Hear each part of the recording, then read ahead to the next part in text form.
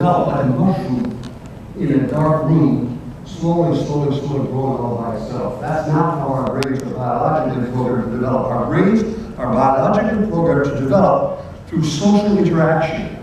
That is, it's what the specialists in this field called serve and response.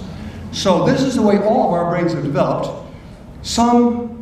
The baby, the infant, issues some signal like goo-goo, and some nearby adult says woo-hoo, woo-hoo.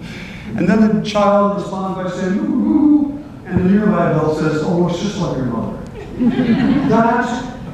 That serve and response pattern is how our brains develop.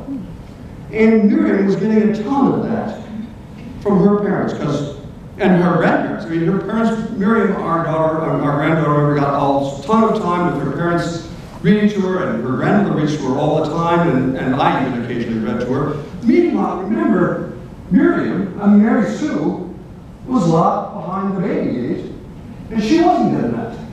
And that's not just a matter of how at that moment she was enjoying or not enjoying herself. That was doing almost permanent damage to the brain of these two kids. I don't want to say permanent because it's possible to overcome the effects of that infant deprivation. But the longer it goes uncorrected, the worse, the harder it is to change. And it affects lots of important things like measured IQ. Measured IQ is not just a function of the genes, it's a function of how your brain was stimulated when you were younger.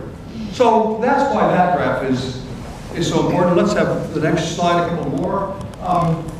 Okay, so I'm trying to use similar examples. That on the left is transient family dinners. So family dinners are part of style. You raise your hand, you know what I mean by family. I'm not talking Thanksgiving.